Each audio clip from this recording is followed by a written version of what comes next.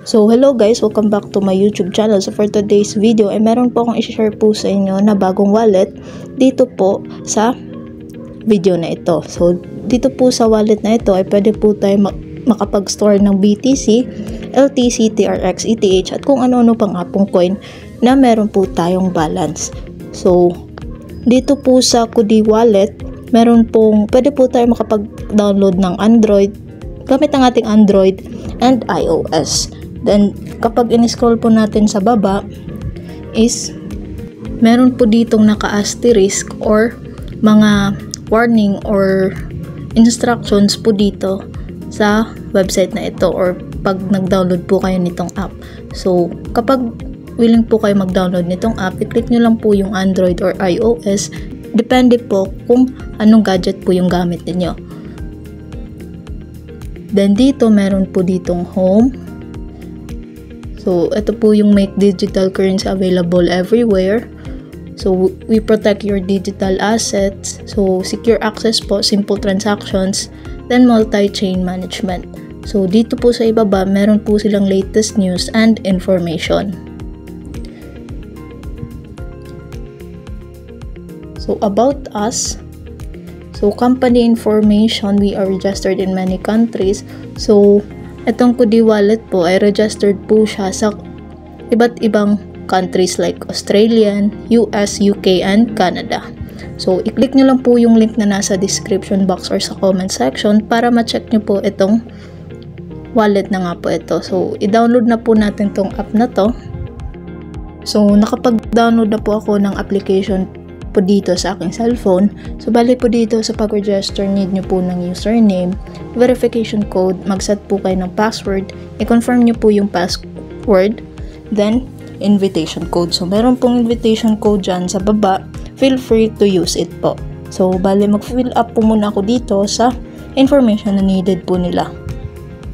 So, nakapag-register na nga po tayo dito sa application or sa wallet po natin ngayon. So, dito po sa kanilang dashboard is pwede po tayo mag-create ng Web3 wallet, one-click creation, easy to use, or mag-restore or import na kung saan meron po kayong existing private key or mnemonic phrase. Then dito is ito po yung kanilang parang customer service, then trade, meron din po ditong spot, mining, OTC, monitoring, NFT, KDC, and bank.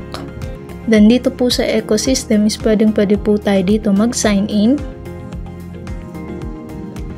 So, bale, mag-invite po tayo dito ng one valid user to complete one on-chain recharge, direct referral user recharge greater than 100 USDT.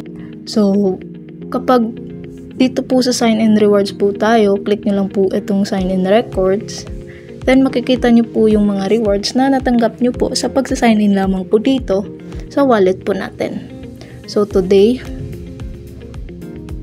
then, meron po silang blockchain games po dito, speed racing, push and play, knock-knock fun, hash size, hash plane, hunting master, who can get on board hash lottery. Then, dito sa my is ito po yung ating pinaka-profile. So, meron po ditong asset management, invite friends, activity, classroom, academy, and task. Makikita din po natin dito yung invitation code po natin. So kung willing po kayo mag-invite po dito sa ating application, so makikita nyo po dito yung invitation code ninyo. Pwede nyo po i-copy code, copy link, or save image. So back po natin yan. Then balik po tayo dito sa wallet. Then create Web3 wallet. So, magsaselect lang po kayo dito ng public chain, Kudi at TH, BEP20 or Polygon. Ayan. Then, set password, confirm password, then prompt information. So, don't forget to click the I have read and agree user agreement, then create wallet. So, kapag nag-fill in na po kayo nun, so, make sure na basahin nyo po ito, then proceed sa next step. Then, please study and agree to the following information. Not disclose, must remember. Then, security of the mnemonic phrase. So, bali, pagkatapos po ng process na yun, ay meron nga pong lalabas na phrase. Then, i-arrange nyo po siya according sa order na naipakita po nung previous step. So dito, meron na nga po tayong wallet dito sa application na ito. So meron po tayong KDC, USDK, and KDA.